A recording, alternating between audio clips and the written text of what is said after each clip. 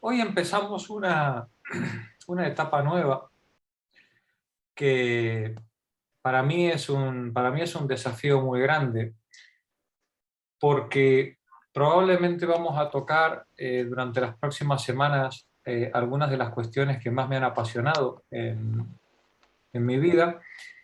De esas cosas que uno siempre va dejando para el año que viene porque nunca tienes tiempo, ¿no? De entrar, de profundizar, de leer, de estudiar. Y al final un día te pasa el tren por arriba, ¿no? Un día es viernes a las 4:30 de la tarde, es el seminario y hay que, y hay que ponerse, y hay que ponerse con el asunto. Eh, el problema que me presenta la temática que vamos a empezar a tratar ahora es que es tan enorme el, el campo de trabajo, es tan ingente el material y de tan extraordinaria calidad que es imposible jerarquizarlo, es decir, es muy difícil. Al final hay que hacer una criba y de forma más o menos audaz poner una cosa delante de la otra y elegir unos cuantos textos. Espero yo que con un criterio que sea al final provocador y que genere interés y gusto por seguir aprendiendo o estudiando ya cada uno por vuestra cuenta. Pero todo lo que pueda decir se queda en nada en comparación con la ingente cantidad de material y la extraordinaria calidad que representa. ¿Qué deciros que si vamos a hablar de historia, vosotros habéis hecho un seminario sobre Polanyi? Pues uno de los alumnos de Polanyi, del grupo de estudio de Nueva York, es este señor, Finlay, uno de los grandes eruditos de la historiografía clásica y uno de los grandes eruditos que introdujo las teorías sustantivistas de la economía de Polanyi en los estudios de la economía clásica. Recordemos que Polanyi, cuando finalmente se va con su mujer, con Ilona, a Canadá, él continúa sus trabajos en antropología y en economía sustantiva, buscando comprender el nexo y estableciendo los nexos entre los modos de vida de la gente, la manera en la que las poblaciones se ganaban la vida y sus representaciones políticas y sus problemas de organización comunitaria, civil y religiosa. Pues bien, uno de los grandes alumnos o de los grandes personajes que estaban en el equipo de Polanyi era Finlay. Finlay, igual que Polanyi, con el macartismo tuvo que irse. Perdió su trabajo y fue finalmente, terminó haciendo su carrera en Inglaterra, un país extraordinario por todas sus contradicciones, y ahí en Inglaterra Finlay, como tantos otros eruditos norteamericanos, intelectuales y artistas, pudieron completar y continuar su carrera. El gran valedor de Finlay, el gran valedor de Finlay fue nada menos que Jean-Pierre Vernant, otro de los grandísimos clasicistas europeos, una figura señera en la investigación del pensamiento clásico, del cual, bueno, pues en su tiempo yo me nutrí de estos dos libros, Mito y Pensamiento en la Grecia Antigua, Mito y Sociedad. Por supuesto que en España también hemos tenido grandes clasicistas. ¿Para qué vamos a hablar? Carlos García Gual, Fernando Rodríguez Adradós, es decir, claro que ha habido una escuela fantástica en España. Pero cuando hablamos de pensamiento griego, historia griega y sociedad griega, claro, es que las referencias internacionales son abrumadoras, son verdaderamente abrumadoras. ¿Qué decir de Werner Jäger, su Paideia, de la que leeremos algún trozo? Pero no solamente vamos a leer algunos párrafos de Jäger, quizás hoy no, pero en los días que vienen, sino que también vamos a leer algún capítulo de este libro, El mundo de Odiseo, que fue un pequeño libro, una pequeña publicación que hace Finlay en los años 50, con la idea de divulgar entre el público culto el problema, digamos, de la Grecia clásica cuando acaba Ventris y Chadwick de dar a luz eh, la traducción del lineal B, de la lengua micénica, y por tanto, pues poner ya en conocimiento público cómo se organizaba el mundo cretense, ese mundo eh, casi pregriego o protogriego, al que de alguna manera, aunque de forma metafórica, refiere la Ilíada y la Odisea. Otro texto fundamental que yo os he pasado es este, Los orígenes del pensamiento griego, de Jean-Pierre Vernant, en el que Jean-Pierre Vernant asume el desafío que le propone un editor de decir, oye, Jean-Pierre, y todo eso que has escrito en 7.000 páginas, ¿no eres capaz de hacerlo en 100? ¿No? Y claro, claro, es como si me pidierais un resumen del Capital, ¿no? Es decir, pues, bueno, yo no soy capaz. Pero claro, Jean-Pierre Vernant sí, ¿no? Y entonces escribe este prodigio que lo tenemos traducido en Paidós, que es Los orígenes del pensamiento griego. Algo hablaremos también de Jean-Pierre Vernant. Y claro, clásicos ineludibles.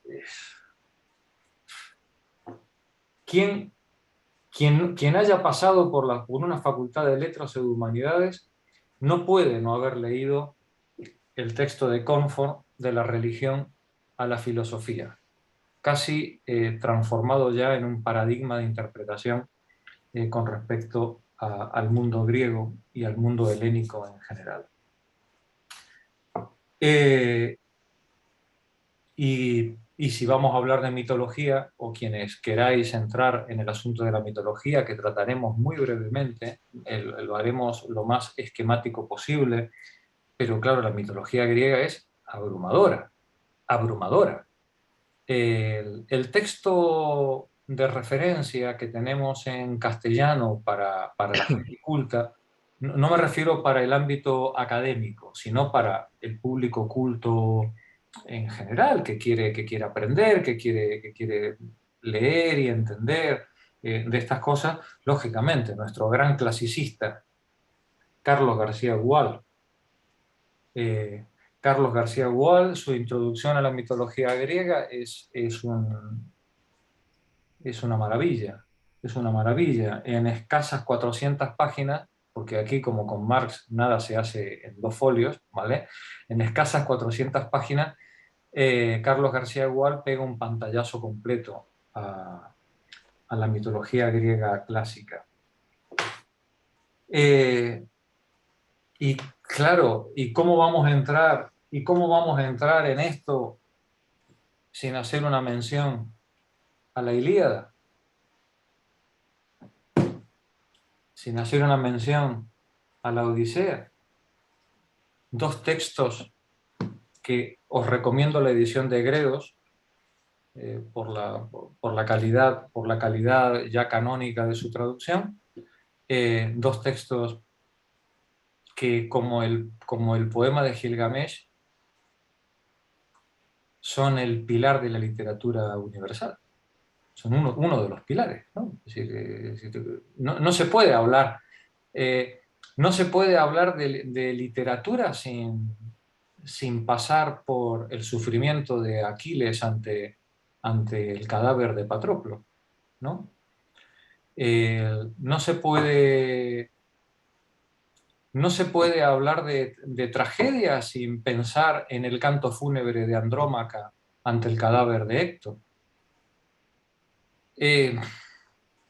La súplica de Príamo ante Aquiles para que le devuelva los despojos. Hablar de la Ilíada, pese al primitivismo de su prosa escrita en lengua jonia, en dialecto jonio, en el siglo, probablemente en el siglo VIII, sigue siendo hoy, casi 3000 años después, sigue constituyendo un modelo. Un modelo en el que cualquier literato al final tiene que ir a beber. No se puede, no vais a conocer a nadie que ha hecho algo importante en literatura que no haya leído la Ilíada de la Odisea. ¿Vale? Sí. No. Es más, algunos la han leído hasta en griego, ¿no? Ya los que se atrevan, ¿no? Con ello. Estamos hablando de dos pilares de la literatura, separados casi seguramente 200 años. Cuando entremos en el análisis de la Ilíada y la Odisea, vais a ver, aparte de la enorme complejidad y profundidad de los personajes y de las tramas, la línea argumental, vais a ver la enorme diferencia que hay entre ambas. Una, la Ilíada, pertenece a un mundo heroico, es una epopeya sobre el valor, la amistad, la honestidad, el, el problema de la ibris, la, la, la, la falta de sentido común y la falta de cerebro a la hora de tomar decisiones y el precio, el altísimo precio que se paga cuando no se piensan las cosas dos veces antes de hacerlas, ¿no? El problema de la responsabilidad individual ante el grupo humano del que formas parte, la, la necesaria, el débito que tiene todo ser humano para con su comunidad, las obligaciones establecidas entre iguales, todo eso es lo que trata de la Ilíada. Porque la Ilíada, que nos la han contado en la escuela como una batallita, como la guerra de Troya, que a Helena la secuestran o que se va por las buenas y se la llevan a Príamo, y entonces Menelao se enfada mucho y se junta con Agamenón y hacen la guerra de los 10 años. Todo eso no es la Ilíada. Todo eso está en el trasfondo de la Ilíada. La Ilíada es una narración, como dirían los literatos, in media res, es una narración que empieza en el momento en el que Aquiles se enfada. Lo que pasa es que en el trasfondo de este enfado de Aquiles está todo el sitio de Troya, ¿no? Y todos los hechos anteriores que poco a poco se van desentrañando a lo largo de la historia. Pero esto no es como una historia de estas del huevo de Leda, ¿no? Donde que todo empieza por un principio y acaba en un final.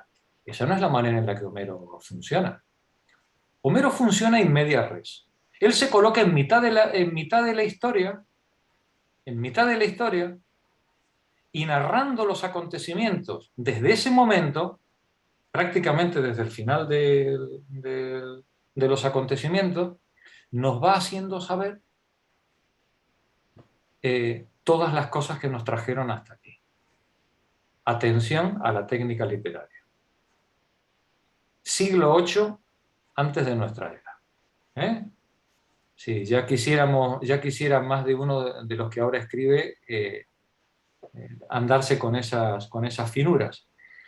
Y esta manera de contar la historia le permite al autor no contar una batallita, que es con lo que nos quedamos los lectores de medio pelo, sino describir con una pluma finísima los caracteres de los personajes. Eso es la Ilíada. Y en la Ilíada están reflejados los distintos caracteres y temperamentos de pues, una docena o 20 personajes importantes. ¿Por qué? Porque la Ilíada es una obra educativa. La Ilíada es mucho más que literatura. O mejor dicho, la Ilíada, como toda gran literatura, tiene una finalidad pedagógica. Tiene la finalidad de transmitir a sus contemporáneos los grandes problemas de su momento y colocar en los personajes unos modelos psicológicos en los que el lector pueda ir viendo reflejados todas sus miserias, sus debilidades, sus grandezas, y permitirle al lector, bueno, pues reflexionar sobre sí mismo a la luz de la narración y los personajes, las características que se van contando. Sin embargo, decíamos que entre la Ilíada y la Odisea hay casi 200 años de diferencia. Hay muchas cuestiones, no solamente es el estilo literario, no solamente es el dialecto, eh, el problema es otro. La Ilíada corresponde a los valores pedagógicos, a los problemas de una sociedad arcaica, como la que nos contaba José la semana pasada, una sociedad arcaica y aristocrática, primitiva, muy cercana seguramente al hundimiento micénico, y la Odisea nos está contando a través de las hazañas, las aventuras de los personajes, nos está describiendo los caracteres psicológicos y humanos de mercaderes jonios. Es otra sociedad.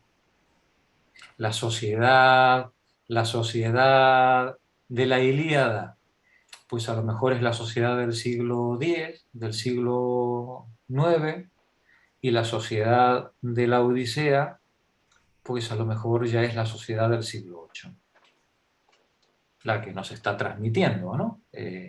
La obra. Por eso vamos a entrar en ambas obras. Vamos a tratar de, muy poquito, muy por encima, ¿vale? Vamos a ir de la mano de Jäger, vamos a tratar de estudiar o de ver algunos aspectos de la sociedad que nos muestra la Ilíada, y de la mano de Finlay vamos a tratar de ver cómo era la sociedad del mundo egeo pues allá por el siglo VIII, dos siglos después de la Ilíada. Cómo cambia el mundo aristocrático al mundo de la polis. Cómo pasamos de ese mundo primitivo protogriego al mundo griego que queda perfectamente reflejado en la isla de Ítaca. Cuando veamos en la Odisea cómo describe Homero Ítaca, los pretendientes, Penélope, el hijo de Penélope, cómo se defiende de los terratenientes, quiénes son los personajes que están actuando, todas las trapisondas y sinvergüencerías que se van haciendo unos a otros. Ahí veremos no solamente la estructura social y política del mundo del Egeo de la época arcaica, sino que también veremos las enormes diferencias que hay con el mundo aristocrático del final o del declive micénico del siglo X que nos narra la Ilíada. Y con todo, ¿cómo no vamos a hablar luego de Hesíodo? Es que Hesíodo, que no es jonio, Hesíodo es de Beocia, de la zona occidental, probablemente posterior, bastante posterior, a lo mejor 100 años posterior al supuesto Homero. Hesíodo escribe muchos textos, pero la mayoría perdidos y muchos apócrifos y muchos inclusive mal reseñados, ¿no? Pero hay dos que han configurado la historia del pensamiento griego. La Teogonía y los Trabajos y los Días. Son dos textos radicalmente diferentes. En la Teogonía, Hesíodo intenta poner una racionalización y un orden en la mitología griega. Es impresionante el trabajo que hace Hesíodo, y lógicamente cuando tú quieres poner orden en la mitología griega, que es una mitología principalmente caracterizada por dioses locales, donde cada polis, cada isla, cada trozo de la Hélade tiene sus divinidades. Claro, si tú quieres poner orden en todo eso, pues evidentemente pues coges una tijera así de grande, ¿no? Y empiezas a podar mitos por aquí y por allí y ajustarlos. No obstante, el trabajo que hace Hesíodo es tan importante y tan sólido que para los griegos posteriores Hesíodo pasa a ser pues, la autoridad, el gran maestro. Igual que Homero pasará a la historia como el poeta, ¿no? Hesíodo será pues, el mitólogo, ¿no? El que ponga orden en el pensamiento mítico, en el pensamiento religioso de la Hélade, y a la que todos los escritores posteriores se referirán siempre como autoridad. Pero eso es la teogonía, porque los trabajos y los días es una obra magnífica de descripción de la vida griega como pocas veces vais a encontrar en el resto de la historia. Los trabajos y los días lo escribe Hesíodo enfadado con su hermano, con el que parece que ha tenido una disputa con respecto a la herencia de su padre, ¿no? Le correspondía a Hesíodo parece ser la herencia, el hermano le lleva a juicio, pareciera que el hermano gana, y Hesíodo se pide un cabreo espantoso con el hermano, con el juez y con todo, y escribe este fabuloso poema, Los Trabajos y los Días, en el cual es un verdadero canto al mundo campesino, al mundo del trabajo, el elogio del hombre común, Fijaos, mientras que la Ilíada y la Odisea pertenecen al mundo aristocrático y hacen el elogio de los aristei, el elogio del arete, de la virtud propia de los aristócratas, en Hesíodo no hay nada de eso. En Hesíodo es el elogio del ser humano que todos los días agacha el lomo para labrar la tierra y para arrancarle a la tierra sin robarle a nadie lo que se tiene que ganar para llevarse a la boca. Es el elogio del hombre sencillo, de la vida sencilla, de las personas comunes. Son dos textos absolutamente imprescindibles. ¿Y cómo hacemos todo eso en 3 o 4 semanas? Pues no tengo ni idea. Sinceramente.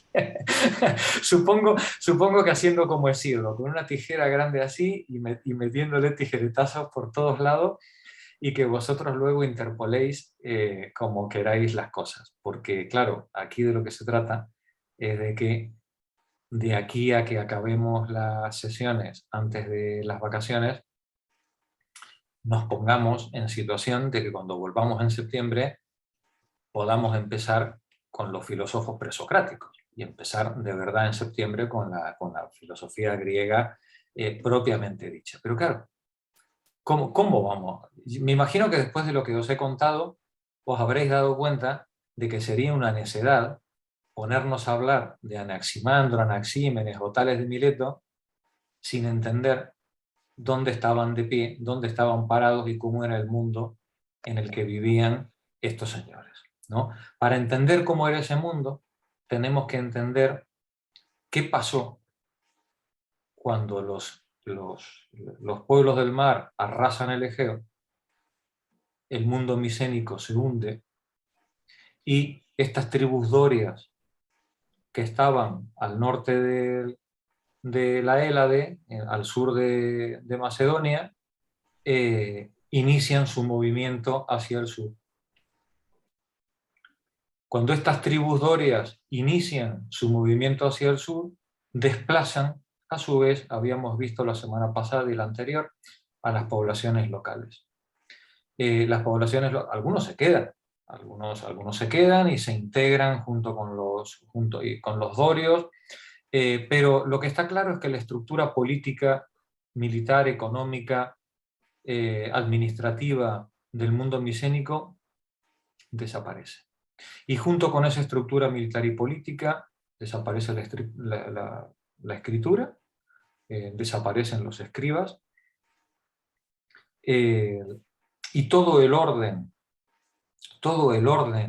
que había heredado la Hélade del mundo minoico se pierde en la oscuridad del silencio, en la falta de textos que nos lo puedan contar.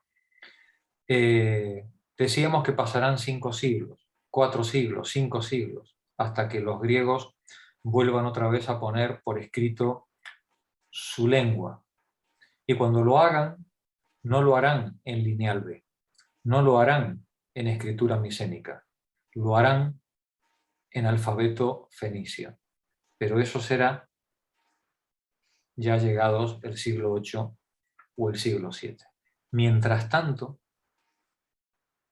todo el Egeo y toda la Hélade sufrió una gigantesca transformación.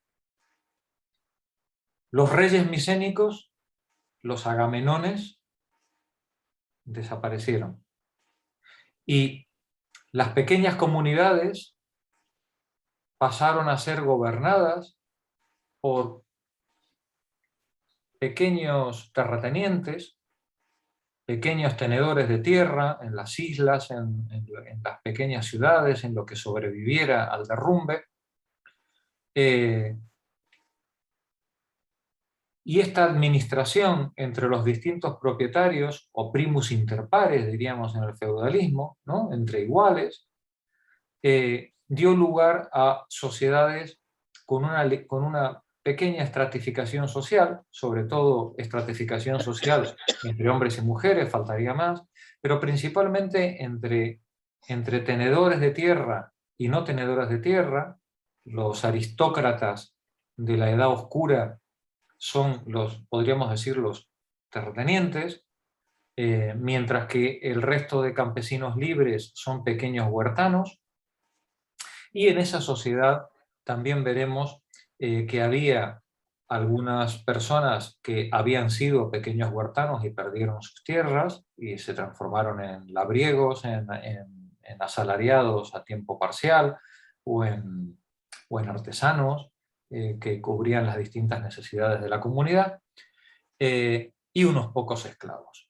La semana pasada con José creo que Amalio había preguntado sobre la importancia de la esclavitud en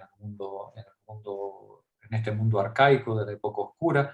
Bueno, sí hay esclavitud, pero es una esclavitud que las comunidades no tienen capacidad logística para gestionar a gran escala. Entonces, pues bueno, suelen ser esclavos domésticos en la hacienda local, en el oikos, en el pequeño, y normalmente de tipo doméstico, normalmente mujeres y niños. A los hombres en las batallas se los mata a todos, y lo que se lleva como botín, nos decía José la semana pasada, que cuando hablamos de la guerra de Troya, ¿no? Miles de soldados, bueno, menos leones, ¿no?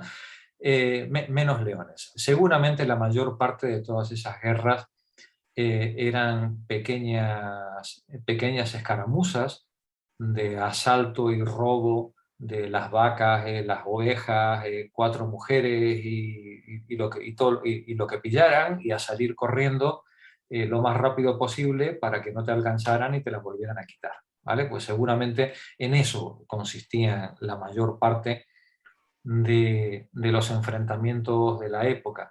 Que hubiera enfrentamientos de largo alcance y grandes y ciertas uniones de distintas poblaciones en un objetivo común, sí, lo sabía. Muchas veces se aliaban varias comunidades para ir a pegarle una paliza o robarle las vacas y las mujeres y el ganado a alguno que estuviera más allá del Helesponto, en el Mar Negro, por la zona de Crimea, y ahí tenemos algunos mitos, como los de Hércules, con el vellocino de oro, cuando va a la búsqueda del vellocino de oro, y todo esto, bueno, pues que seguramente pues, representan estos intentos de coaligar distintos pueblos para hacer expediciones de saqueo a larga distancia. Llamarle a esto comercio es un poquito una temeridad, ¿vale? Hay algunos historiadores que hablan del comercio en esta época. Bueno, sí, seguramente había comercio, ¿vale? Pero no estamos hablando de nada parecido al comercio que nosotros conocemos bajo el sistema capitalista. Esto es un comercio sin moneda, es un comercio de intercambio, es un comercio en el que está normalmente regido por la autoridad central de cada localidad. No hay comerciantes que vayan por ahí con el barquito para comprar y vender. Y normalmente es un comercio regido por leyes políticas de intercambio y leyes religiosas de intercambio. Esto es lo que nos enseñaba Polanyi con el comercio Kula, en Lastrovián, y esto es lo que Finlay nos va a tratar de contar, igual que Polanyi, si podemos coger algún párrafo de sus estudios sobre la economía griega, que podremos pues, comentar si nos da tiempo antes de que lleguen las vacaciones. Pero mientras tanto teníamos un texto. Estábamos, que nos viene muy bien de guía para ir metiéndonos en harina. Estábamos con el texto de Mosterín y la semana pasada, o no, la anterior, nos habíamos quedado en la página 182. A mí me gustaría que recogiéramos otra vez la lectura desde ahí, desde la página 182, y a medida que el autor nos vaya introduciendo en los temas, bueno, vamos a ver si podemos ir salpicándolo de algunos de los textos que os he ido preparando de estos libros que hemos estado comentando. ¿Os parece bien? Decíamos que al final del colapso o coincidiendo con el colapso micénico, no está claro que los micénicos se hundieran, no está claro que la civilización micénica se hundiera por los ataques de los pueblos del mar, ¿vale? Probablemente la civilización micénica ya estaba tocada en su autoridad por levantamientos internos, por frustración social, quizás por cambio climático, hambre, sed, cosechas malas. Seguramente en esa época coincidió una época de gran carestía de la vida y de gran déficit de alimentos, seguramente falta de agua, lluvias, que probablemente puso en riesgo la autoridad política local, no solamente en la Hélade, sino en toda Anatolia, en toda la franja, ¿no? Desde Egipto, Canaán, ¿no? En toda la zona.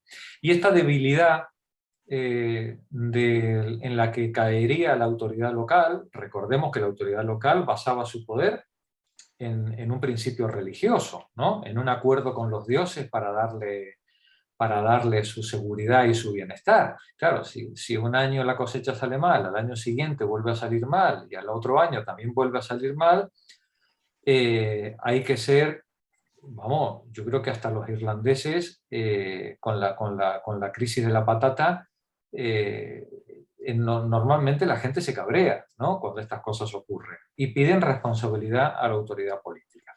Si coincidentemente con esto hay asaltos de piratas y movimientos migratorios de gran alcance, como el de los indoeuropeos o los dorios, bueno, pues seguramente la autoridad local se rompe y se hunde. ¿Y esto por qué lo digo? Porque no caen al mismo tiempo todas las ciudades del mundo micénico. Caen a lo largo de 150 años. ¿Vale? Es decir, unas tras otras, ¿no? Van viéndose asaltadas, incendiadas, derruidas, lo que probablemente indica, pues, que no se trató de un ataque coordinado, radical, eh, a todas las zonas, sino más bien, pues, de un deterioro general de toda la región. Aquí tenéis el mapa donde se van produciendo, donde veis cómo van a lo largo de un centenar de años, van cayendo distintas poblaciones. Como veis, en Egipto estamos en el 1200, en el estado hitita, en Asiria, en el 1100.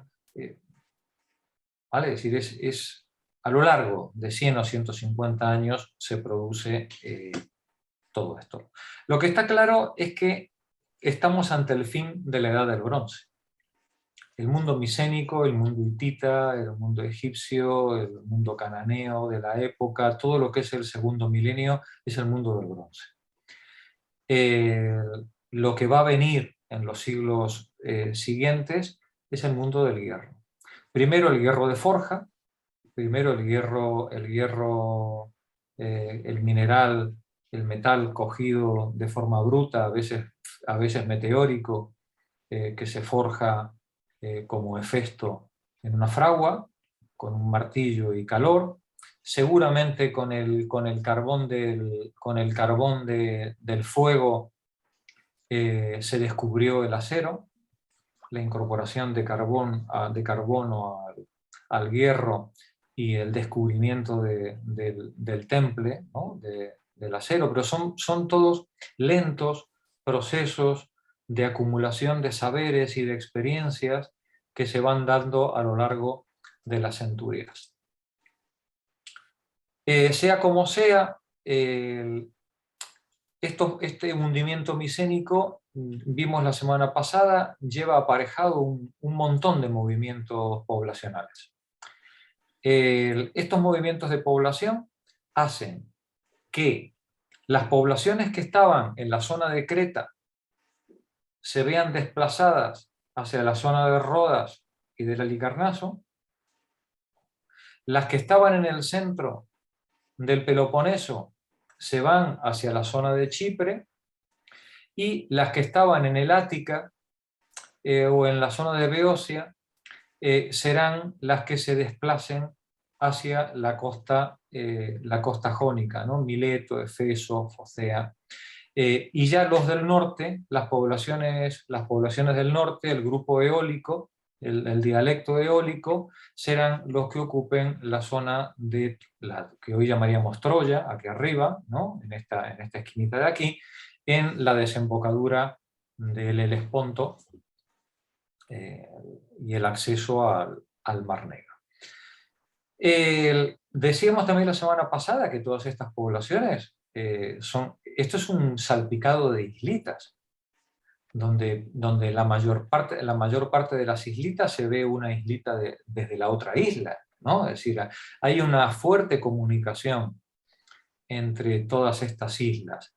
Pero insisto, una comunicación que no debemos asimilar al comercio capitalista de nuestra época, nada parecido. Hay intercambios, muchísimos intercambios, pero no bajo el concepto de intercambio económico de nuestra época, sino bajo el concepto de intercambio oiconómico propio de la época griega. Intercambio de valores de uso en base a criterios de familia, rituales, políticos, religiosos, el ritual del don, yo te doy para que me des, ¿vale? Es decir, que claro que tienen valor económico, faltaría más, ¿no? Claro que intercambio, a lo mejor, pez, ¿cómo se dice? Brea.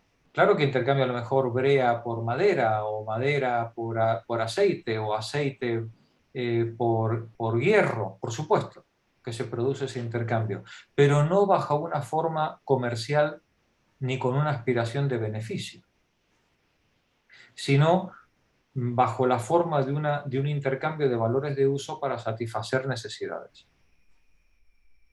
Es otro concepto, ¿vale?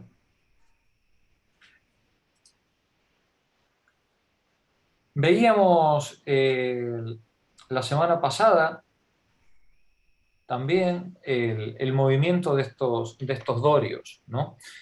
Vamos a leer este texto, si es que podéis, ¿lo tenéis suficientemente grande o no? Está bien, está bien. Es ampliar mejor. Lo ampliamos un poquito, ¿no? Vale.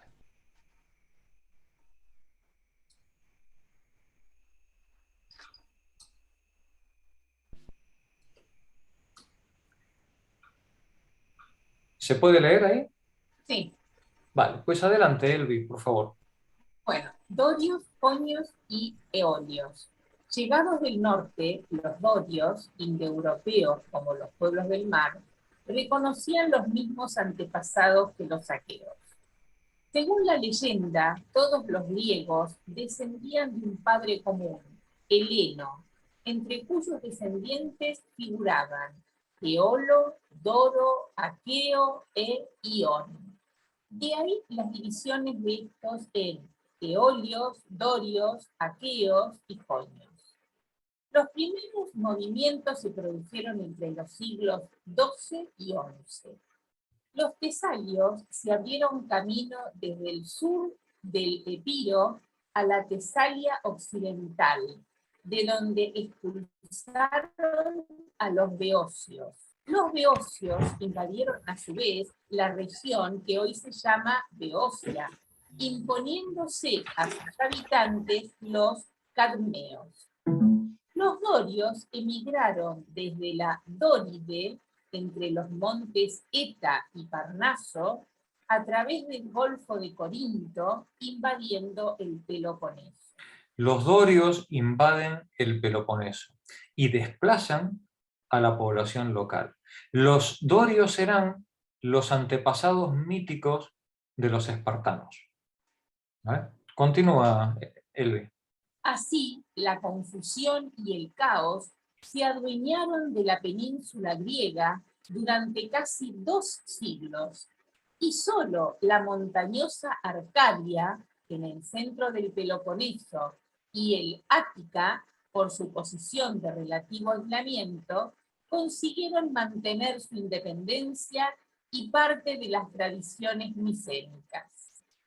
Mientras tanto, bandas de dorios en pos de botín se hicieron a la mar y se establecieron en las islas meridionales del Egeo y Asia Menor Occidental, introduciendo el uso del hierro y sustituyendo su cerámica de suaves formas micénico-cretenses por motivos geométricos. Los eolios, arrojados de Tesalia y Beocia, se establecieron en Asia Menor, en la llamada Eolia, cerca de la Tróade, y en las islas Ténedos y Lesbos, frente a la costa de Anatolia.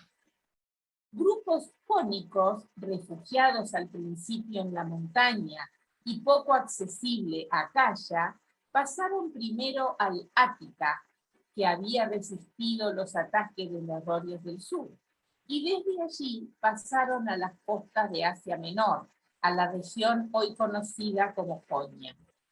Otros emigrantes llegarían a las costas del sur de Italia, Sicilia y norte de África. Las relaciones entre dominadores y dominados fueron variadas. En algunas regiones se llegaron a acuerdos de convivencia y en otras la supremacía doria fue total, quedando los vencidos relegados a una condición servil, adscriptos a la tierra como ocurrió en España. La caída de los aqueos favorecía a los fenicios, que procedieron a ocupar su lugar en la navegación y el comercio. Bien, este texto, que es muy esquemático y muy simplito, ¿no? Bueno, nos pone sobre la pista de que este movimiento de masas, primero fue un movimiento lento. Estamos hablando de algo que ocurrió a lo largo de 150 años, 200 años. Este movimiento de masas seguramente no fueron ejércitos en marcha. A veces sí, pero probablemente la mayor parte de las veces fueron simplemente movimientos migratorios que se iban asimilando a las poblaciones locales. Algunas veces estas poblaciones locales decidieron emigrar a otro sitio y fueron ocupando las antiguas islas o localidades que no estuvieran ya previamente ocupadas por los habitantes antiguos de la civilización micénica. Fuera como fuera, desde el sur de Italia hasta Jonia, toda la región habló griego. Los distintos dialectos, a lo mejor estamos hablando de 30, 40 dialectos, ¿vale? Diferentes que se podían hablar. Pero esta gente no tenía la organización militar, política centralizada de los micénicos. Por tanto, cuando el imperio micénico cae, quien ocupa su lugar como gran potencia mercantil, como gran talasocracia, ¿no? Durante varios siglos van a ser los fenicios, hasta que los griegos vuelvan otra vez a recuperar su poderío en el mar. Pero, en primer lugar, serán los fenicios, la gran potencia regional dominante. Gracias, Elvi.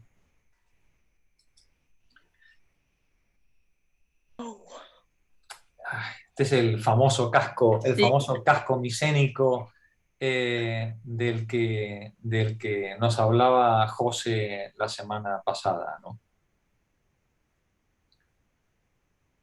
Y este es el famoso escudo en forma de 8, el famoso escudo en forma de 8 propio del mundo micénico.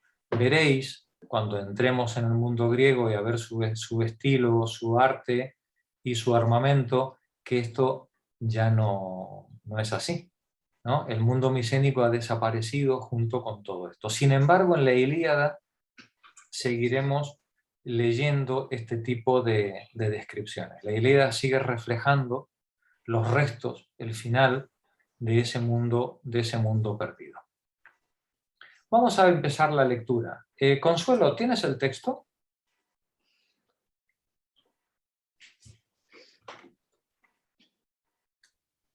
¿Por dónde empiezo? Mira, en la página 182, Sí. en el párrafo que dice hacia el menos 1250.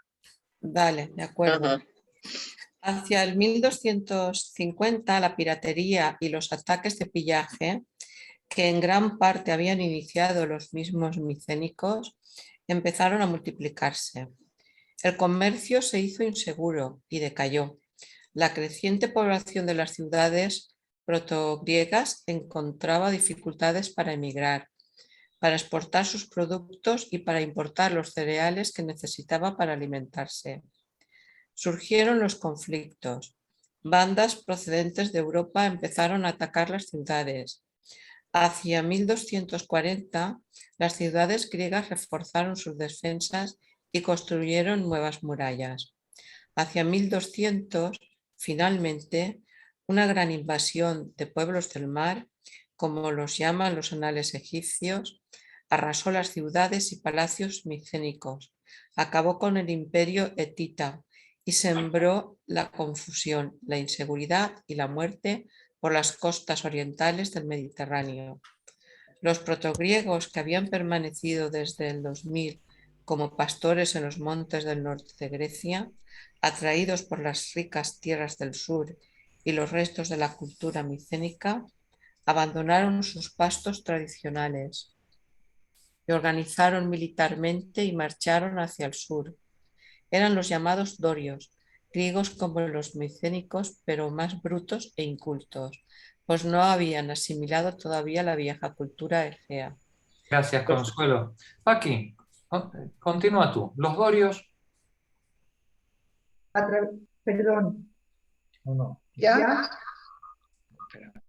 Los dorios atravesaron Grecia, acabaron de saquear las ya medio destruidas ciudades micénicas, conquistaron el Peloponeso, ¿no? Peloponisos, y lo ocuparon, y aún les quedaron energías para hacerse a la mar y ocupar las islas de Creta, Rodos y Kos, así como Nidos y Halicarnas.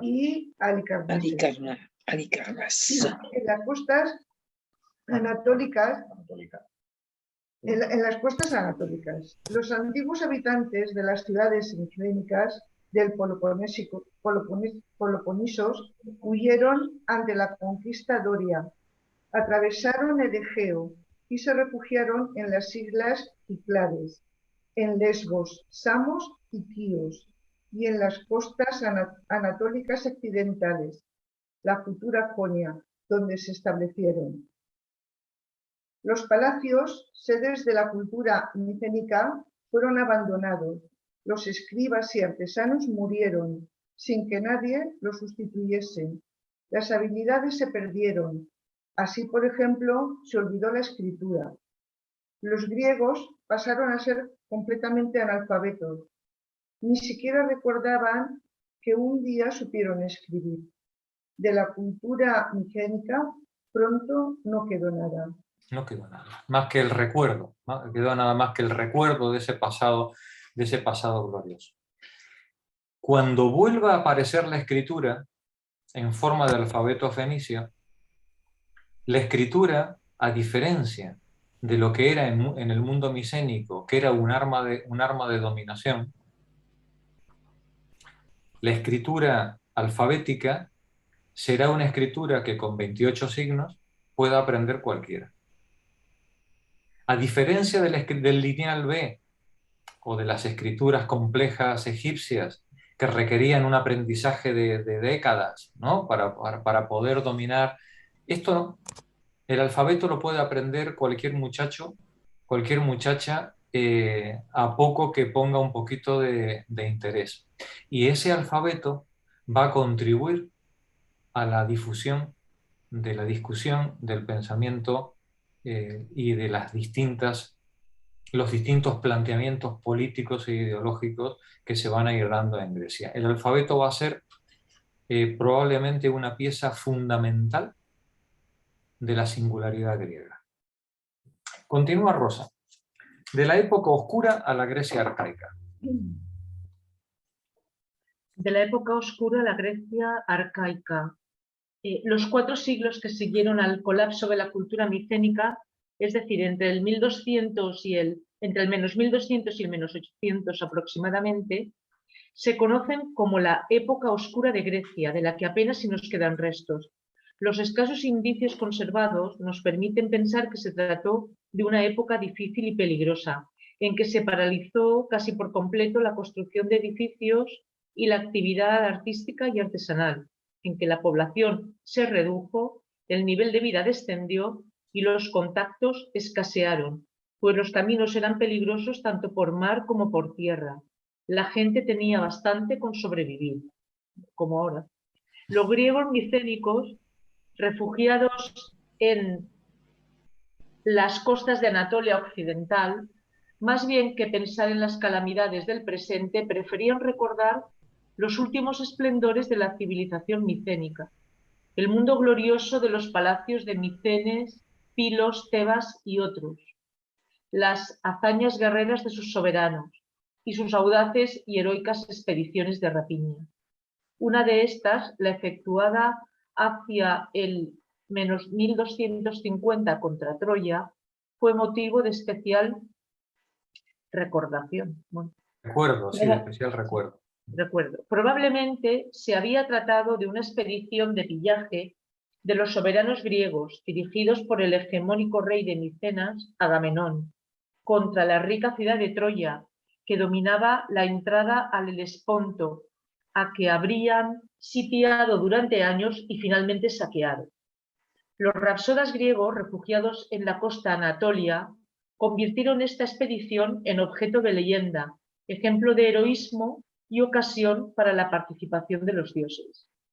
Los rapsodas iban engarzando tradiciones distintas y añadiendo episodios de su cosecha, pero diversos detalles históricos se conservaron, incluida la descripción de los palacios, de los carros de combate y de las armas de bronce, de los cascos de colmillos de jabalí y de los escudos en forma de 8, cosas todas ellas que ya no existían. ¿Sigo? Que siga Juan. Gracias, Rosa. Durante la Edad Oscura se mantuvo la actividad agrícola y la metalurgia experimentó un avance decisivo con la introducción del hierro. Desaparecido el imperio hitita, que hasta entonces había guardado el monopolio de ese metal, la fundición y el forjado de hierro se extendió por todo el mundo, con el consiguiente progreso en las armas y herramientas, pues el hierro era mucho más duro y a la vez más barato que el bronce. En esta misma época tomaron forma la religión, los mitos y las tradiciones intelectuales básicas que luego veremos aparecer en la Grecia arcaica y clásica. Continúa, Juan. La escritura. Los invasores dorios que habían expulsado o conquistado a los viejos griegos micénicos hablaban griego, igual que ellos. Así, durante la Edad Oscura y la época arcaica, todos los griegos, nuevos y viejos, se entendían entre sí a pesar de las diferencias dialectales. Durante este tiempo, los diversos aristócratas locales escuchaban con agrado a los poetas y rapsodas que cantaban las glorias de la vieja civilización micénica, de sus guerras y sus héroes. Con especial gusto se oían esos poemas en las ciudades jónicas de la costa anatolia, donde se habían refugiado gran parte de los griegos micénicos desplazados por los dorios. Por otro lado, fueron estos mismos jonios los primeros en hacerse de nuevo a la mar, en reemprender el comercio exterior y en dar señales de despertar intelectual, de curiosidad y creatividad.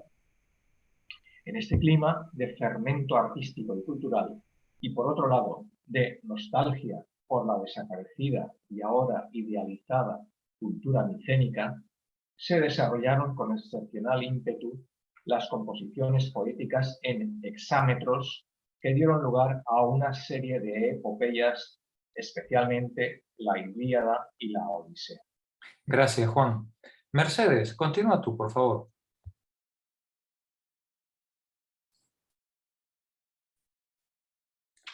A Homero se le atribuye el haber dado forma definitiva a estos largos poemas hacia el menos 800. La Ilíada canta el sitio de Ilión, Troya, por los griegos micénicos, describiendo las hazañas y vicisitudes de sus reyes y héroes, Aquiles, Agamenón, Néstor, Odiseos, etc. La Odisea narra la vuelta al hogar, a Ítaca, de donde era soberano, del astuto Odiseos. La Ilíada es como un símbolo de todas las expediciones guerreras de los micenios. La Odisea lo es de sus innumerables aventuras marinas, y en ambas participan los dioses y los hombres. Desde el punto de vista lingüístico, el gran efecto de la Ilíada y la Odisea consistió en dotar a los griegos de una lengua literaria común y promover su unificación lingüística. Por encima de las fronteras dialectales, la Ilíada y la Odisea se recitaban en todas las ciudades griegas y en todas eran escuchadas con la misma atención. La lengua de Homeros, el dialecto jonio, se convirtió en la base del habla culta. Ya veis qué poder, ¿no? Qué poder podía tener una obra como la Ilíada o la Odisea, que cualquiera que quisiera presumir de cultura tenía que saberse de memoria. Bueno, los padres obligaban a los hijos a aprenderse de memoria la Ilíada, ¿no? Y claro, y si te la sabes de memoria, la tienes que leer, la tienes que repetir en el dialecto que toca, ¿no? Es la manera en la que un dialecto local se transforma por pura imposición cultural en el habla culta de toda una región, ¿no? Paco, continúa tú. Por la misma época en que se daba forma definitiva a la Ilíada y la Odisea, se aprendía a escribir. Por un lado, esto facilitaba el recordar tan largos poemas, y por otro, contribuía a fijar unívocamente su forma. Después del colapso de la cultura micénica hacia menos 1200, los griegos olvidaron la escritura y fueron analfabetos durante los 400 años siguientes. En cierto modo, fue una suerte para los griegos el que olvidaran la complicada escritura lineal B con sus 100 signos silábicos y sus múltiples logogamas. Se trataba de una escritura complicada, como todas las diseñadas hasta entonces. Solo una casta especial de escribas profesionales podía dominarla. Al morir esos escribas, la escritura lineal B desapareció. Entretanto, los fenicios habían dado a conocer la escritura alfabética, en que se distinguen y representan directamente fonemas singulares, y los griegos pudieron adoptarla. La primera escritura alfabética conocida apareció en Ugarit, puerto mediterráneo de la actual Siria, en el siglo -14. Hacia el -1000 los fenicios usaban una escritura alfabética con la que representaban los sonidos consonánticos de su lengua semítica. Solo escribían las consonantes. Las vocales se desprendían del contexto. Así, con sus 23 letras, podían escribir las oraciones más complejas. Los fenicios difundieron rápidamente su alfabeto y su escritura alfabética fue pronto imitada. Está al origen de todas las escrituras alfabéticas actuales. En Oriente, el alfabético fenicio dio origen al arameo, que a su vez estuvo al inicio de los sistemas de escritura indio, persa, árabe y hebreo. En Occidente dio lugar al griego, que luego originó los alfabetos etrusco, latino, copto y cirilo. Detente un momentito, Paco, para que veáis la extraordinaria similitud y herencia, ¿no?, de un alfabeto con respecto a otro, ¿no? Aquí tenéis una comparación de la letra alfa o de la letra beta, ¿no? Cómo viene del fenicio y cómo del fenicio al griego, al etrusco y al latino, ¿no?, va cambiando ligeramente la posición, pero prácticamente es el mismo signo, ¿no? Y con la beta igual, ¿no? Si vemos la comparación, los hieroglifos. A ver si puedo abrir un poquito más aquí. Como veis, cada signo realmente es un ideograma. Lo que pasa que ¿no? Es el buey, el caballo, el agua, la cobra, el ojo, la cabeza. Pero independientemente de su valor como ideograma, que seguramente es heredado de la lengua egipcia, de la manera de escribir egipcia, el gran invento de Ugarit es darle a cada uno de estos ideogramas un valor fonético. Y al darle un valor fonético, un sonido, al representar un sonido, el signo, permite combinar los múltiples signos para representar lo que se está diciendo. Y así vemos el alef, el buey, ¿no? Cómo es una cabeza de buey dibujada, ya está, con los cuernos y todo. En el fenicio antiguo, el fenicio más actual pasa a ser la A puesta de lado, en el griego también va cambiando de posición, finalmente hasta el latín, que es la nuestra. Y lo mismo con el resto de las letras, ¿no? Veis, por ejemplo, el agua, mem, que seguramente es el agua en egipcio también, ¿no? En los ideogramas egipcios, cómo se va transformando en el fenicio, luego en el griego y finalmente en nuestra M latina. La cobra, 3/4 de lo mismo, ¿no? Es una cobra propiamente dicha, ¿no? En el dibujo original. El ojo, el ayin, ¿no? Es nuestra O, que empieza siendo un ojo y termina siendo un circulito, ¿no? Lo mismo la cabeza, la cruz, mirad el diente, shin, el diente. Pero eran palabras unisilábicas, ¿no? Casi todas. Claro, menos el ojo. En el origen son ideogramas. Pero de palabras cortas. Sí, claro. Claro, no va a ser Australopithecus, ¿no? Claro que son palabras cortas, ¿no? Aquí tenéis una comparación, por ejemplo, pero que no solamente eso, mirad la similitud con el hebreo. Cuando el hebreo se pone por escrito, ¿os acordáis? En tiempo de Salomón, ¿no? Cuando el hebreo se pone por escrito, claro, pues la lengua culta de la costa de Canaán es el fenicio, ¿no? Y entonces, bueno, pues se utilizan o bien el arameo o bien el fenicio para ir representando los signos. Y ya veis que hay prácticamente una concordancia total entre los signos. ¿Qué es lo que ha cambiado? El fonema. Cambia el fonema que representa el signo, ¿vale? Que en una lengua representa un sonido y en otra lengua el sonido parecido en la lengua adaptada. Pero fonéticamente hablando, ¿se pronunciaba igual?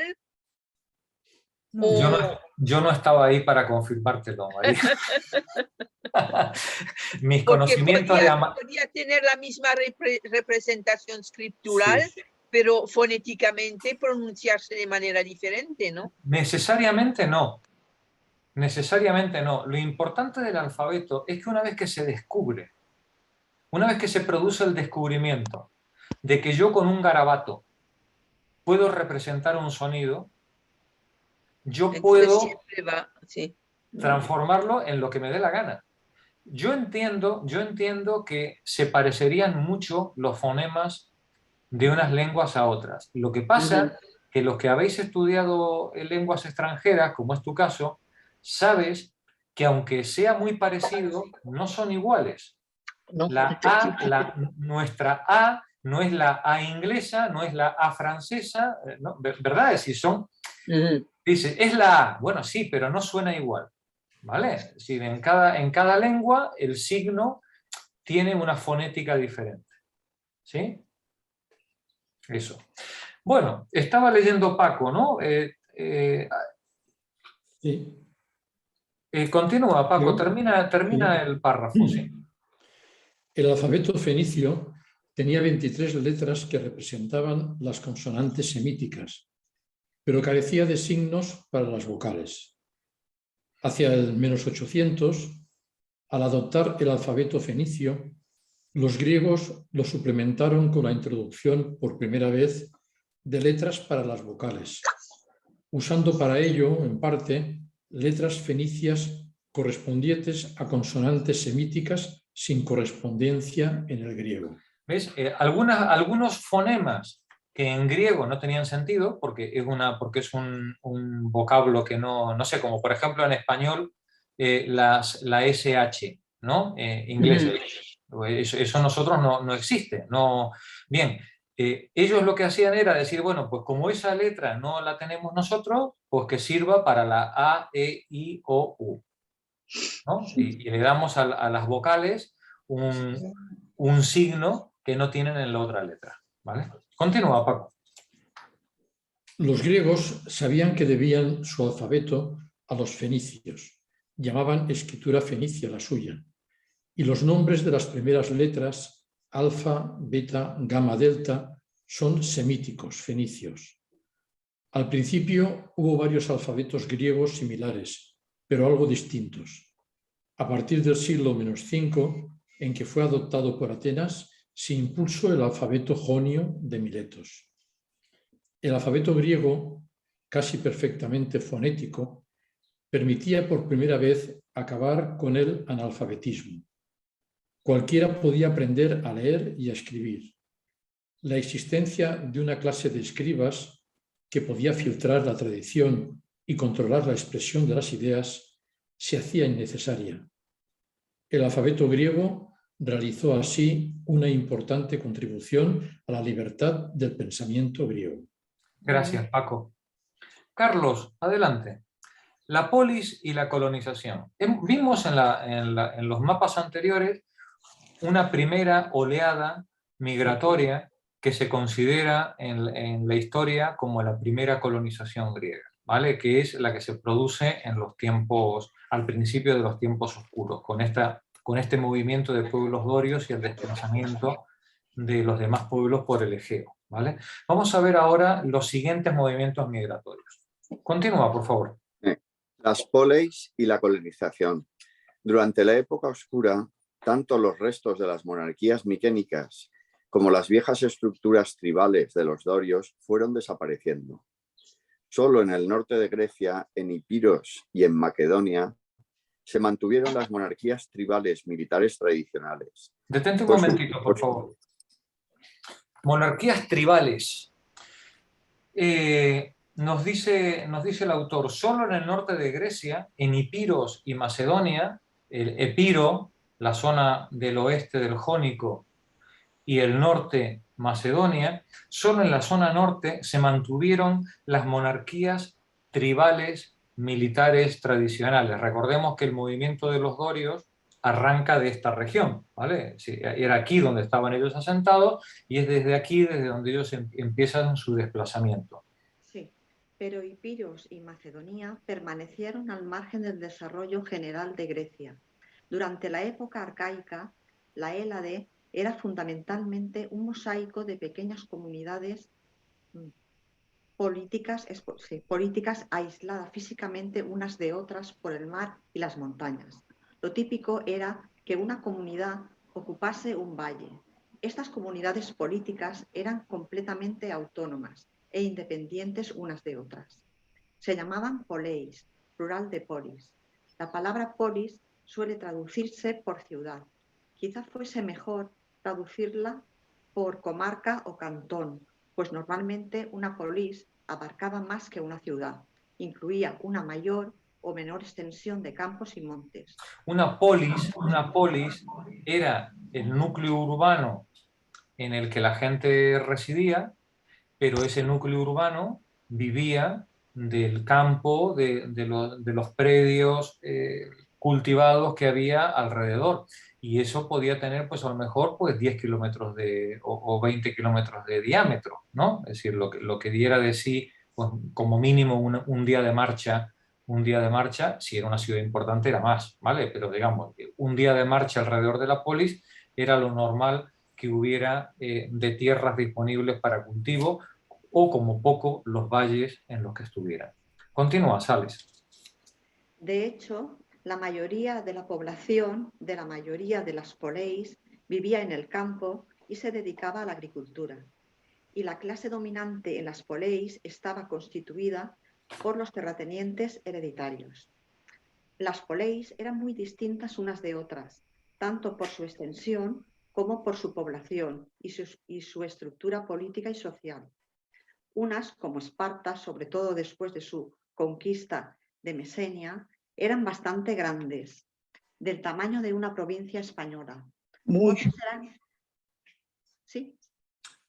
Otras eran minúsculas y se repartían una islita entre varias. Atenas llegaría a tener 250.000 habitantes, mientras otras poleis no alcanzaron nunca los 5.000. Pero todas, grandes y pequeñas, eran completamente soberanas. Los griegos de una polis se sentían solidarios, dependían totalmente de ella y no tenían otra instancia superior a la que acudir. Los extranjeros carecían de derechos y autoridad, y los ciudadanos de una polis no vacilaban en hacer la guerra o esclavizar, si podían, a los de las polis vecinas. Ah, siempre lo mismo. Sí, y sí, Marta. Y sí, Marta, después de ver lo que hacían los mesopotámicos, los de Lagash contra los de Ur y todo esto, no sé qué te extraña. Vamos. Continúas, Sales. La lucha entre Atenas y Esparta. Dos poleis especialmente famosas, ya desde la época arcaica, fueron Atenas y Esparta. La polis, Atenas, abarcaba la totalidad de Atiquí, una amplia comarca cuyos terratenientes, dispersos en múltiples núcleos urbanos, prefirieron concentrarse en el núcleo central, trasladando su residencia a Atenas, que pronto se convirtió en la más rica y popular de las poleis griegas. Aquí, en el Atiquí, en Atenas, se producía la cerámica, primero de estilo geométrico y luego de figuras negras, que dominaba el comercio griego en la época arcaica. Gracias, Sales. Detente un momentito. Vamos a ver algunas de estas cerámicas. De estas cerámicas. Bueno, el Ática, el Atiquí, el Ática es la península parte baja, sí. que tenemos aquí. Y Esparta la tenemos aquí abajo. Y entre los dos el Peloponés, ¿no? La península de Peloponeso y el estrecho de Corinto. ¿Vale? ¿Cómo era la cerámica? La cerámica, pero fijaos que esto es del 1000, ¿eh? Esta cerámica, esta belleza es del 1000. Es ya propia de la decadencia de la Edad Oscura, ¿vale? Esto es lo que se llamó el protogeométrico. Qué belleza. Qué bonito. Hermoso. Otro ejemplo, son piezas de una esbeltez, de una belleza extraordinaria. Por las proporciones que tiene. Sí, son las proporciones, ¿no? Es decir, aquí esto, digamos, esto tiene una estilización muy peculiar, ¿no? Pero, digamos, lo que define el tipo cerámico es el grabado, ¿no? El grabado es lo que se llama un protogeométrico. Hemos abandonado el estilo figurativo de la época micénica, ¿os acordáis, no? Sí. La época micénica es un estilo rococó, ¿no? Es decir, completamente figurativo, precioso, lleno de colores. Esto es otra cosa, esto tiene una gran sobriedad, es otro concepto, ¿no? 100 años después, ese protogeométrico avanza hacia los modelos geométricos, ya veis como esta cajita finamente decorada y finamente realizada. Aquí tenemos otro ejemplo del geométrico, avanza la estilización, pero mirad la complejidad ya del dibujo, ¿no? Hemos pasado del protogeométrico al geométrico con una enorme complejidad. Jorge, ¿quién utilizaba estos objetos? Me imagino que serían objetos suntuarios, muchos de ellos. Esta jarra, por ejemplo, claramente sería un objeto suntuario, pero eso no quiere decir que no fuera el estilo propio de la época. Sí, pero mucho más simple para el pueblo, seguro. No lo dudes. No lo dudes, ¿vale? Sí, también... En Argentina, me acuerdo, una ceramista me dijo que todas estas cosas bellas que veíamos o que vemos en Argentina eran para ritos religiosos. El pueblo buscaba eso. Sí, bueno, seguramente los señores y las señoras terratenientes pues comerían con fina vasija, ¿no? Pero está claro que el tememes, no, ese comía con cuchara de palo, ¿no? Sí. Digamos, habría de todo. Igual que ahora, como diríais, ¿no? Exacto. Mirad qué finura tiene este cráter del 900 al 700. Mirad el dibujo bélico del ejército con sus escudos bajándose del barco de guerra, ¿no? Sí. Escudos en 8. No, bueno, no, no, casi, no. Podrían ser, pero claramente ya no son los escudos en 8 de la época micénica. Esto ya es otra cosa, ¿no? Es otro concepto. Esto ahí José más bien tendría que decirnos qué tipo de escudo es, que es nuestro experto militar. Mirad qué belleza. Qué belleza. Ya estamos muy cerca de las figuras negras, del estilo de cerámica de figura negra. Mirad qué nivel de detalle en los caballos. Seguramente es una representación de la guerra de Troya. Arriba parece ser que hay una especie de entierro o de figura, o por lo menos durmiente. Esta es muy conocida, sí. Sí, sí, son piezas de museo internacional, ¿no? Hechas en torno, por supuesto, ¿no? Sí, claro, claro, todo esto es torno fino, claro, claro. Estas piezas de cerámica son finísimas.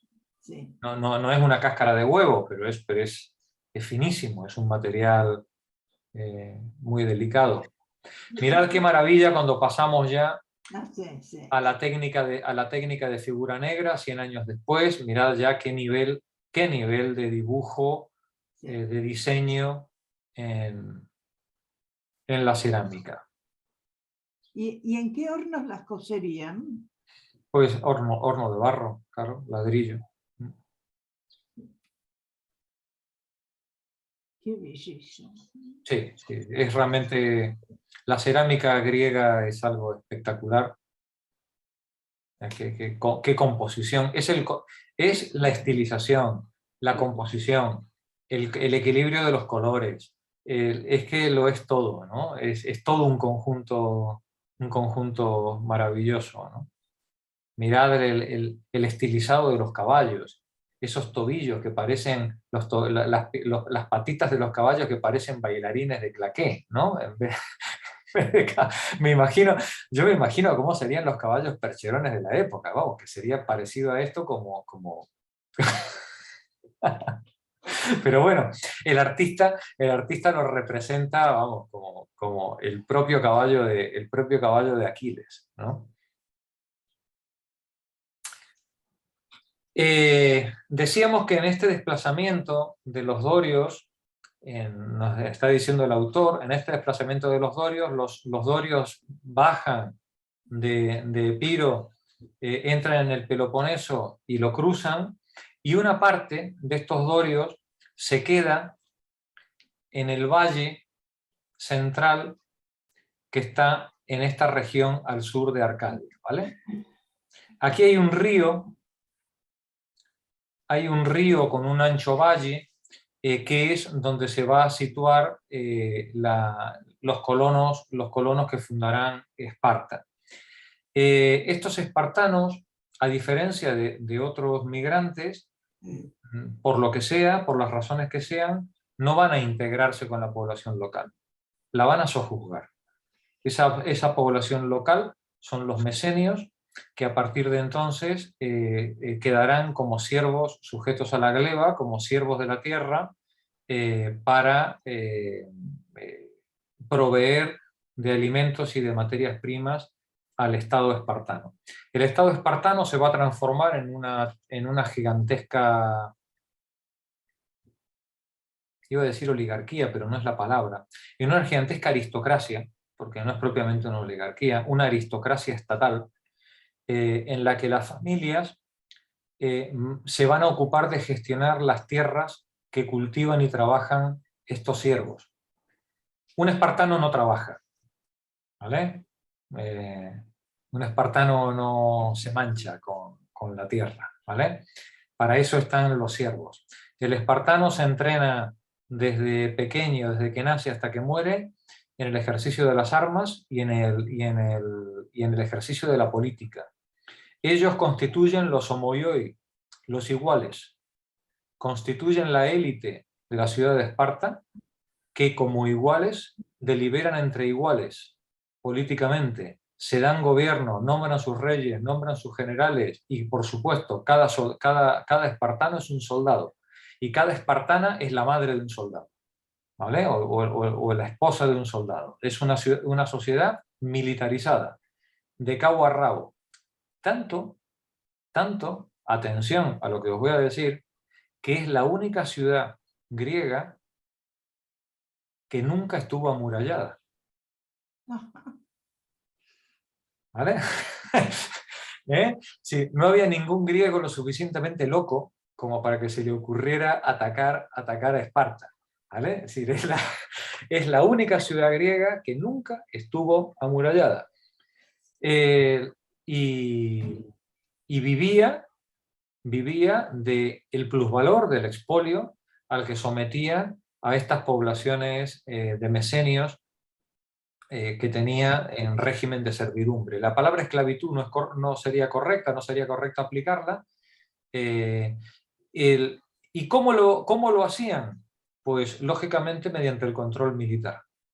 La sociedad espartana, todos los hombres estaban en pie de guerra, y estos hombres se dedicaban la mayor parte del año a controlar las fincas que el Estado les había asignado. No hay propiedad privada en Esparta, la propiedad es del Estado, y el Estado es el que asigna la tierra a ser explotada con los siervos a una de las familias, y por tanto cuando hay una sublevación de algún siervo es el Estado en su conjunto el que reprime la sublevación. No es un problema privado, porque el espartano no es dueño de sus siervos. El dueño es el Estado. Él solamente lo gestiona. Y cuando un espartano no es capaz de aportar al Estado los impuestos en forma de bienes o de recursos que está obligado a aportar en función de las tierras que le han sido adjudicadas, pierde su condición de ciudadano. Pierde las tierras y pierde su condición de ciudadano. Es decir, el espartano tiene una misión política y una misión económica, que es la de gestionar como ciudadano las tierras del Estado que le han sido asignadas en responsabilidad. Daos cuenta qué concepto interesante, ¿no? Absolutamente inédito en todo lo que hemos visto en la historia anterior hasta ahora que hemos estudiado. ¿Vale? ¿De dónde sacaban los siervos? No, los siervos eran la población originaria. Ah.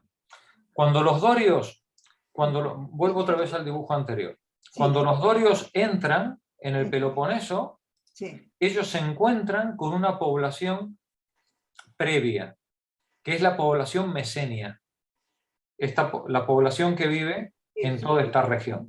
Que lo dijiste al principio, sí. Eso es.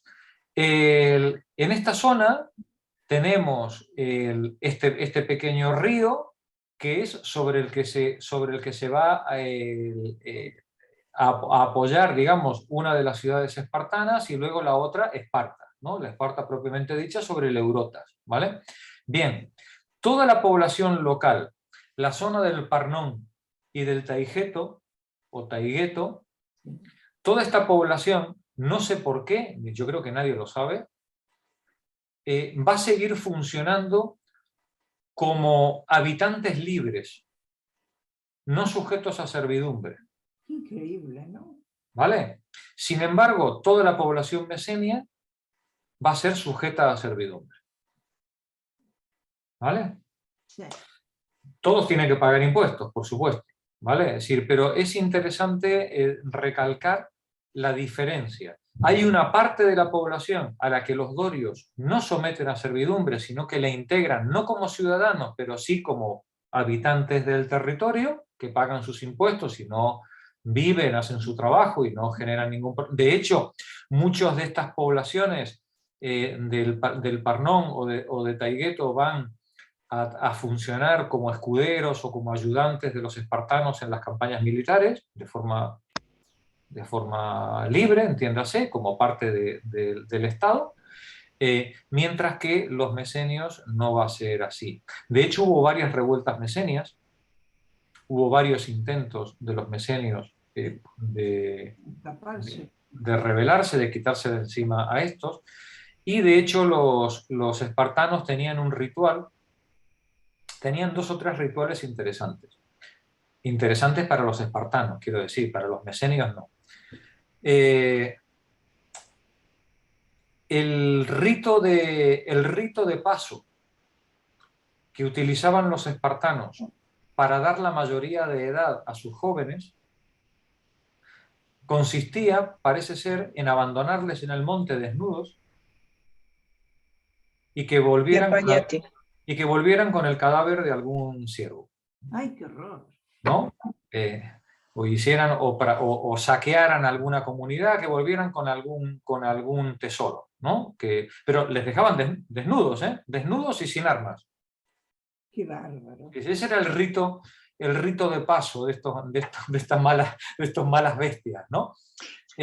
Y una vez al año se pegaban una fiesta parda, los espartanos, en un ritual que consistía en el saqueo y asesinato de alguna población mesenia.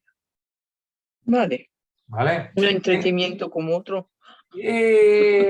Más bien, fíjate, para los espartanos era una especie de ritual de entretenimiento, una especie de ritual de renovación del rito y del poder.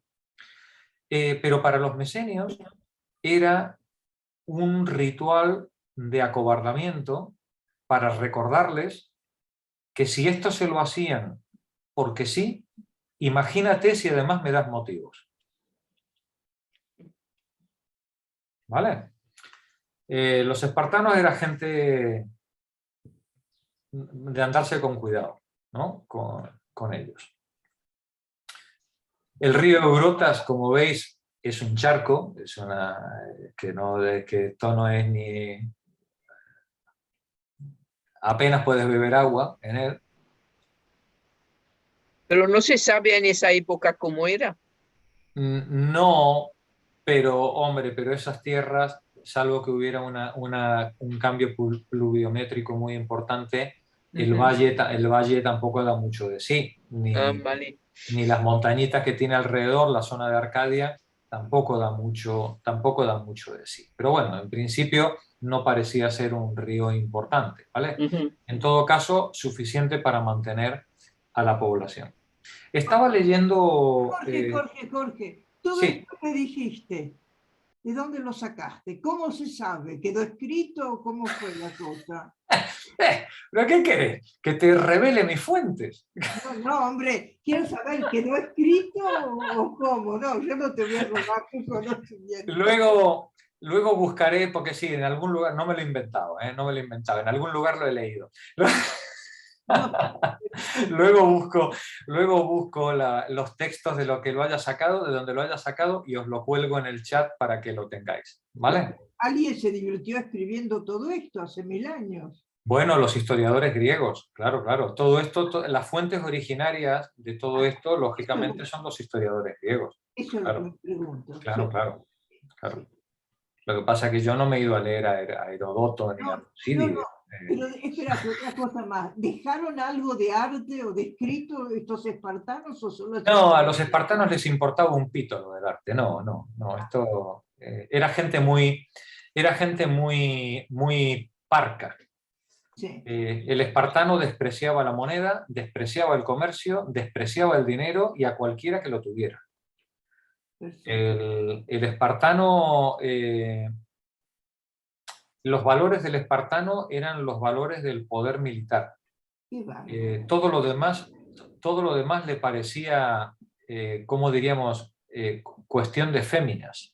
De féminas atenienses, porque una mujer espartana tampoco miraba esas cosas, ¿vale? Sí. Una mujer espartana te cortaba con el cuchillo a pedacitos, vamos, no tenía... No era. De hecho, las mujeres espartanas eran educadas hasta la juventud, igual que los hombres.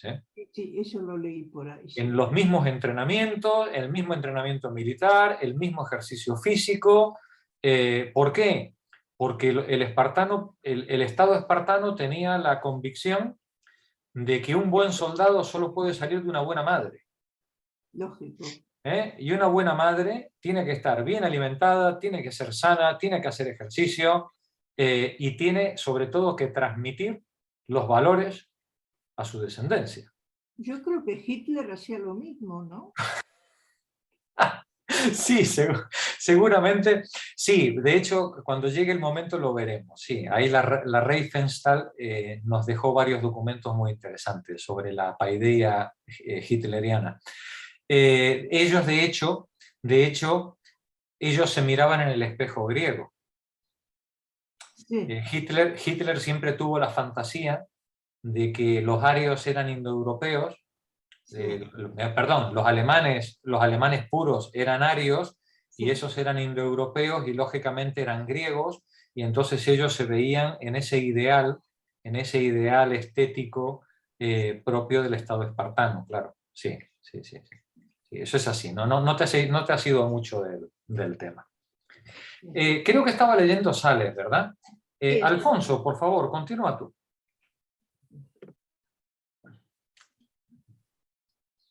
A ver, ¿dónde estamos? Esparta era un caso especial. Un grupo reducido de dorios había encontrado dificultades para conquistar el valle del río Ebrotas. Finalmente se habían establecido allí, esclavizando a la población local, eilotes. Los espartanos no trabajaban, todos se dedicaban exclusivamente al servicio militar, que duraba toda la vida. Vivían en campamentos militares, en continua alerta guerrera, siempre dispuestos a sofocar cualquier rebelión de los eilotes o a emprender una guerra exterior. Por ello, tenían una potencia militar desproporcionada a lo exiguo e inculto de su población.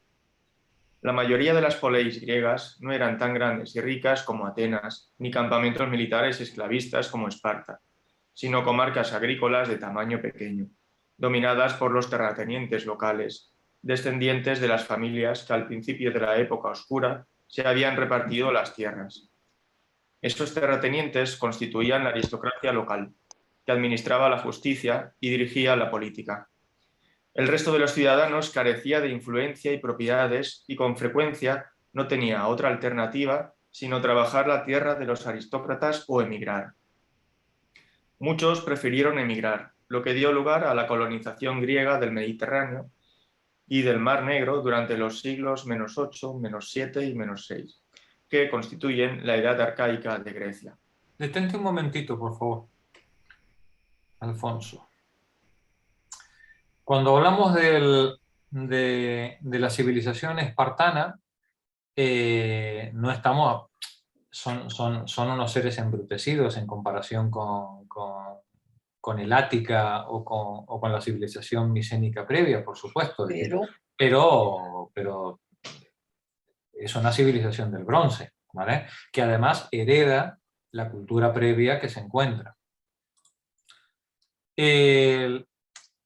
Cuando hablemos de la educación espartana, cuando hablemos de la agogé, ya comentaremos, digamos, algunas de estas cuestiones que hemos hablado antes. Esto os lo paso al artículo, bueno, sí, la comentaremos la semana que viene. Aquí tenemos una representación, una recreación del siglo XIX, de cómo las mujeres y los hombres, ¿no?, participaban en los mismos juegos, en las mismas destrezas y en los mismos entrenamientos, ¿no? Clases sociales, los homoioi son los iguales. En Esparta son los ciudadanos, los soldados, los padres de familia que gestionan el Estado y las tierras que le han sido asignadas. Los ilotas, que son los siervos. Sí, es que la palabra esclavo es una palabra que para nosotros está muy contaminada, ¿no? Más bien son siervos, ¿no? Una especie de siervo de la tierra. De hecho, estos siervos trabajan para sí. Los siervos trabajan para sí y tienen que entregar una parte de su producción al Estado espartano, ¿vale? No es el régimen de esclavitud propio que nosotros hemos conocido, tipo oriental o negrero, en el que el esclavo está totalmente dominado y a expensas del propietario, ¿vale? Esto es otra cosa, es otro concepto. Por eso es más parecido al siervo que al esclavo. Esta cripteia es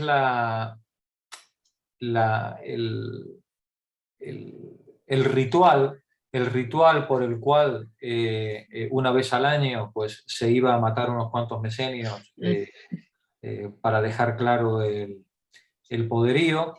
Y luego están los periecos, que es un grupo muy interesante porque son, lo que hemos dicho antes, es parte de la población local libre, pero que no forma parte del Estado espartano, ¿vale? Sino que pues, a veces trabajan como asalariados, rindiendo servicios, o dentro de las estructuras familiares extensas, tal, pero no son ni siervos ni ciudadanos.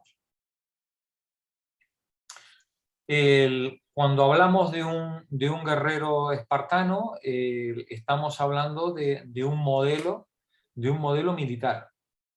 Un modelo militar que hizo época y que por su prestigio todo el mundo trataba de imitar, ¿no? Esto lo habréis visto en numerosas ocasiones, el yelmo, ¿no? Mete miedo vacío el yelmo, ¿no? Es decir, con alguien dentro tiene que ser algo verdaderamente aterrador, ¿no? Encontrarte con un pájaro de estos en medio. Pero Jorge, entonces había artesanos también. Que sí, los periecos. A la ropa y todo el asunto. Los periecos, claro, los periecos. Los de afuera hacían eso. Claro, esta clase social, los periecos, luego os pasaré los artículos para que les podáis echar un vistazo, ¿vale? Los periecos son la población libre que actúa o bien como granjeros o bien como artesanos, sirviendo porque un espartano no se le va a ocurrir mancharse las manos. ¿Pero que se lo vendían o que cómo hacían? No, aquí al espartano no le ibas a vender nada. Se lo regalaban. Normalmente era un intercambio tipo feudo-vasallático, ¿no? Tú me entregas lo que yo necesito y yo te protejo. Ah, la historia de siempre. Sí.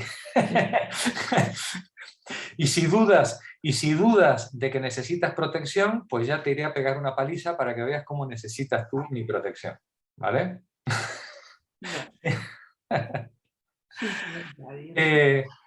Sara, por favor, continúa tú. ¿Dónde estamos, che? ¿Me hablas a mí? No. En castellano, decía Sara. ¿Dónde estamos, che? Página 189, arriba. ¿Otra alternativa? Sí. En castellano se usa la palabra colonización para designar dos procesos distintos.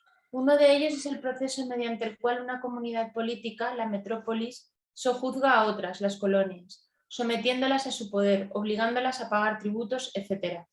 Otro proceso distinto, que también se llama colonización, consiste en el poblamiento y puesta en cultivo de tierras, en la fundación de ciudades, etc. La colonización griega fue un proceso del segundo tipo, no del primero. Un conjunto de habitantes de unas o varias ciudades reunía aperos y provisiones, se embarcaba y navegaba hasta un lugar considerado adecuado donde se establecía, creando así una nueva ciudad completamente independiente. La ciudad madre no tenía ningún tipo de autoridad sobre la nueva colonia o ciudad, ni gozaba en el comercio con ella de ningún tipo de privilegio.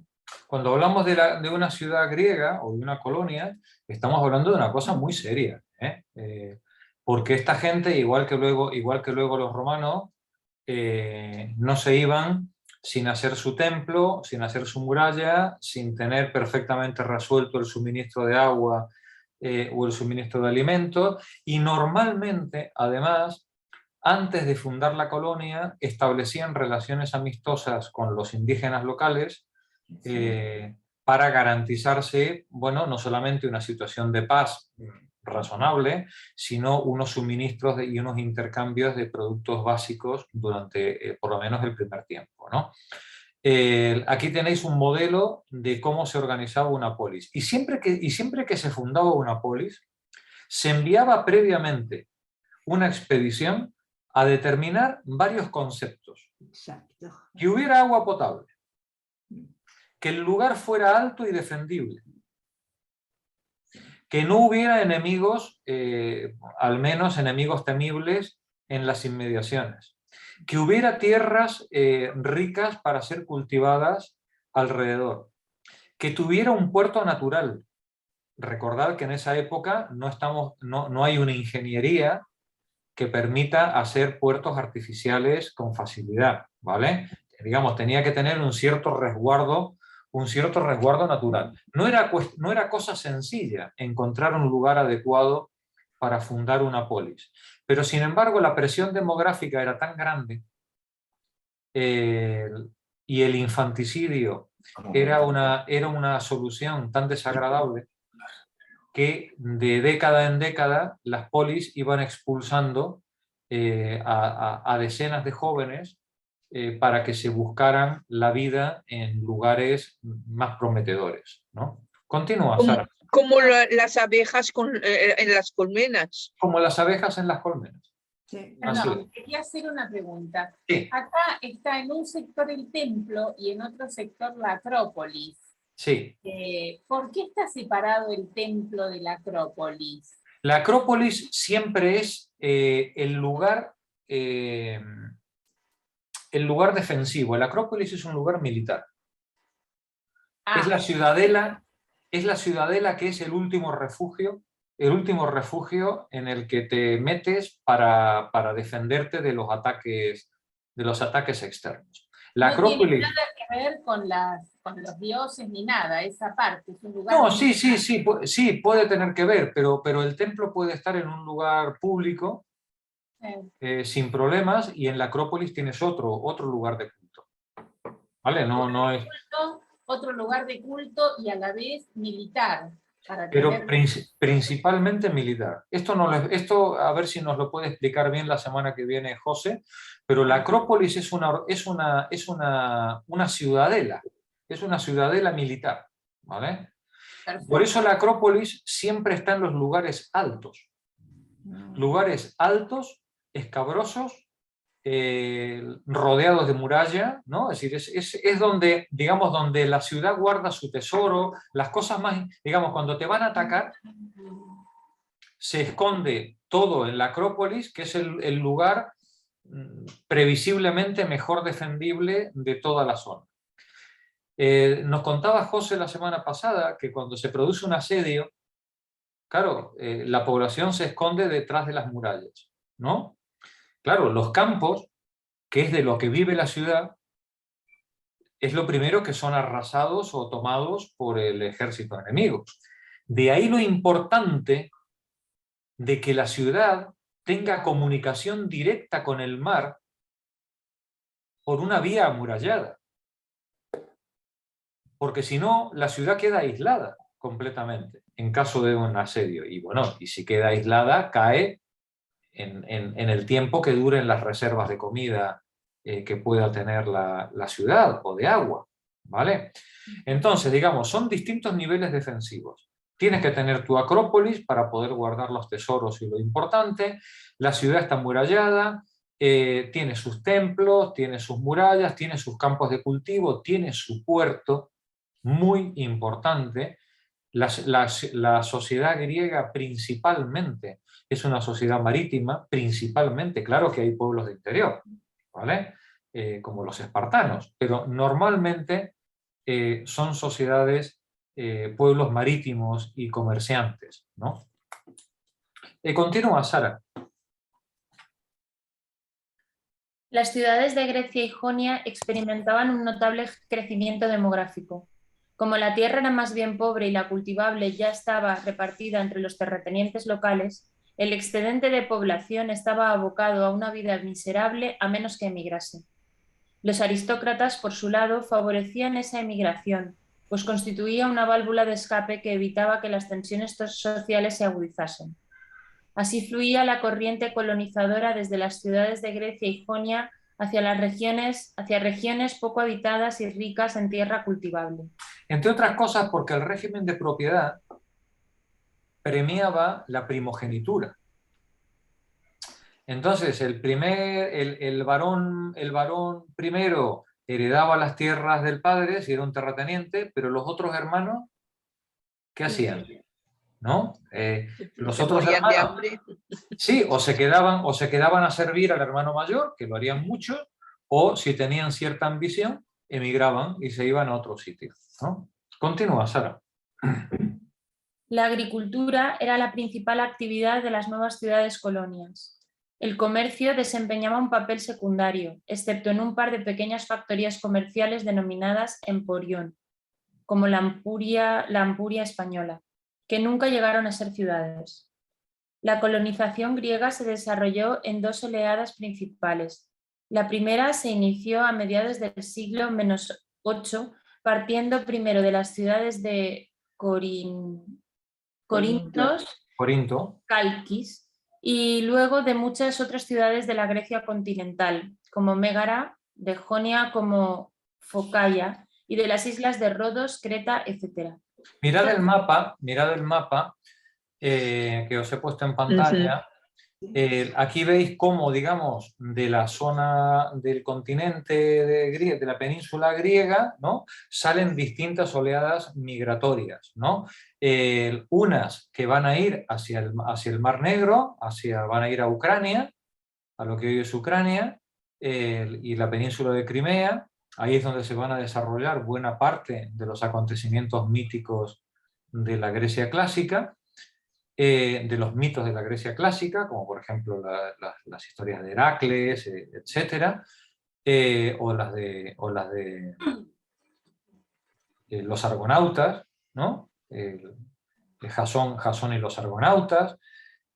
Otra buena parte va a ir hacia el sur de Anatolia, y algunos van a cruzar al norte, al oeste de Egipto, en la zona de Libia o de Túnez, ahí a la zona de Cirene.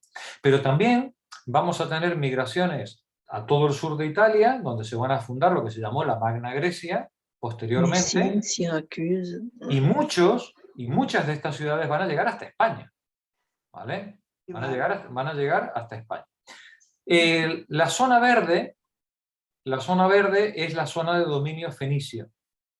Los fenicios siempre mantuvieron su hegemonía principalmente por las corrientes marítimas, que vimos ya en su momento, mantuvieron su hegemonía en el norte de África, y los griegos en el sur de Europa. Sí, Marsella fue fundada por los griegos. Claro, claro. Ahí tenéis Naucratis en Egipto, Cirene en la zona de Libia, y todo lo que es el sur de Francia y el sur de España. Pero con todo, el elemento principal y que nos va a dar mucho que hablar es el Mar Negro. Para que os hagáis una idea del genio y poderío de esta gente, no tenéis más que medir los kilómetros que hay desde España hasta la península de Crimea.